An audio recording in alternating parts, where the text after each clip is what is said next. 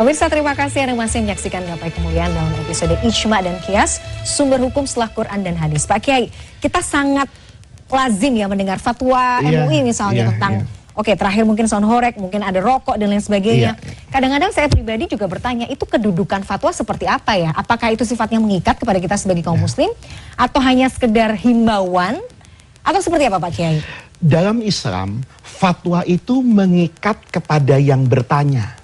Jadi kalau Mila bertanya kepada saya, fatwa ini para pemirsa, ini hukum yang tidak jelas dalam Quran dan hadis. Jadi kalau ada orang bertanya, Pak, saya minta fatwa sholat subuh, itu salah bertanya. Karena sholat subuh itu tidak perlu fatwa, dia menjadi kewajiban. Tetapi Pak, saya minta fatwa kalau saya sholat di luar angkasa. Gitu loh. Ini hukum yang tidak ada panduan detail dalam Quran dan hadis. Maka kalau sudah difatwakan, dia mengikat nih Mila. Mengikat kepada orang yang bertanya. Di Indonesia, dia diikat oleh hukum positif. Misalnya undang-undang perbankan. Itu kan lahir dari fatwa Dewan Syariah Nasional Majelis Ulama Indonesia.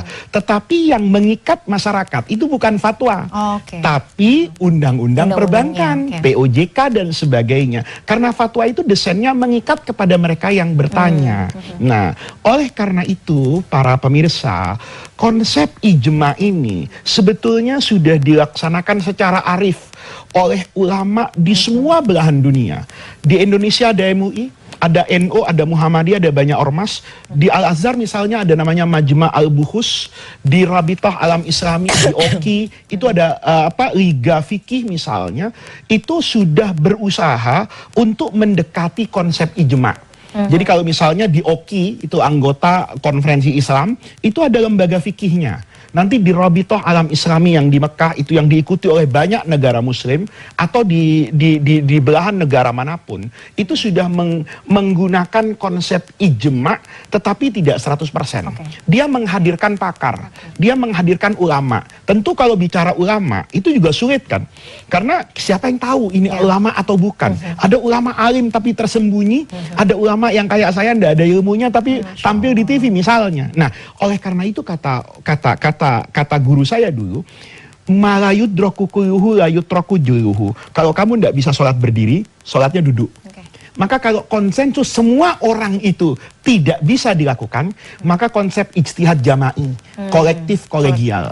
Makanya saya diajarkan oleh guru saya, kalau kamu punya pandangan pribadi boleh, tapi ketika kamu misalnya sudah jadi MUI, sudah tergabung di NU, di Muhammadiyah, keputusan orang banyak itu lebih bagus untuk kamu ikuti daripada memaksakan pemahaman pribadi. Dan itu akan menjaga dan mengayomi kebersamaan yang penting untuk dikedepankan.